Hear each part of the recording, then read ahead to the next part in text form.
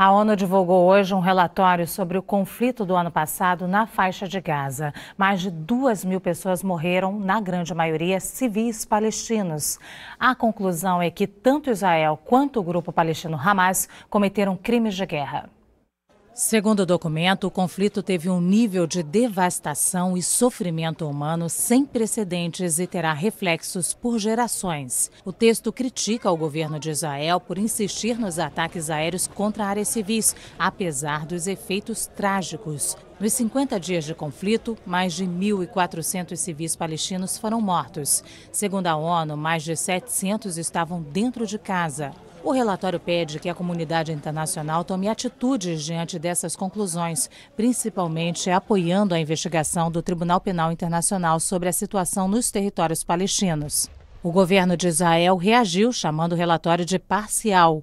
O documento também acusa o grupo palestino Hamas, que disparou quase 5.000 foguetes contra o território israelense, de violar os direitos humanos e as leis internacionais.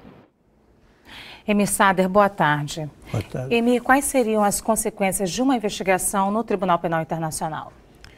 Bom, pela primeira vez, a Palestina faz parte como membro pleno do Tribunal Penal Internacional. Ela também está levantando essas acusações. Quer dizer, pode haver uma condenação formal que na ONU sempre é brecada pelo direito de voto, de veto dos Estados Unidos no Conselho de Segurança.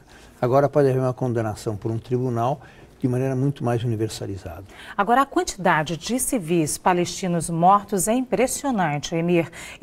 Porque os palestinos também foram condenados, também foram incluídos nesse relatório dessa maneira? Porque houve execuções de gente que eles consideram colaboradores de Israel. Presos e executados por, segundo eles, estar colaborando com Israel no momento que Israel estava fazendo o ataque a Gaza. De proporção totalmente diferente do que os crimes de guerra cometidos por Israel. Impressiona muito mais porque são civis, a maioria, né?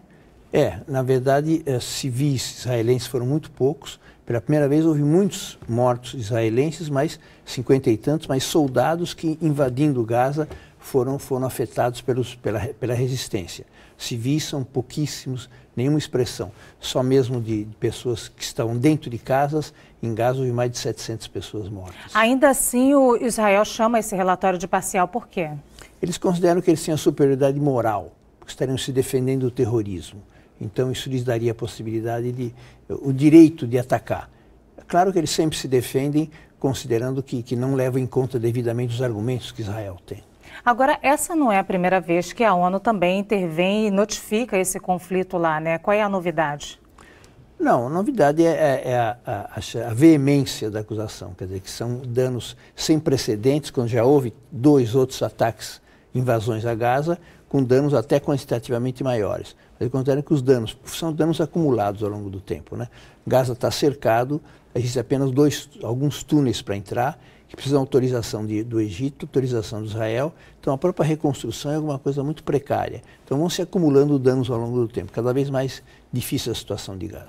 Esse relatório, ele mexe também com a comunidade internacional? Ela deve se posicionar de alguma maneira? Deveria se posicionar, porque os argumentos são muito fortes, muito claros. É uma instância, Nações Unidas, que encomendou uma comissão liderada por uma senhora norte-americana, digamos, se supõe que isenta para fazer o levantamento. Então, deve provocar reações internacionais contra Israel.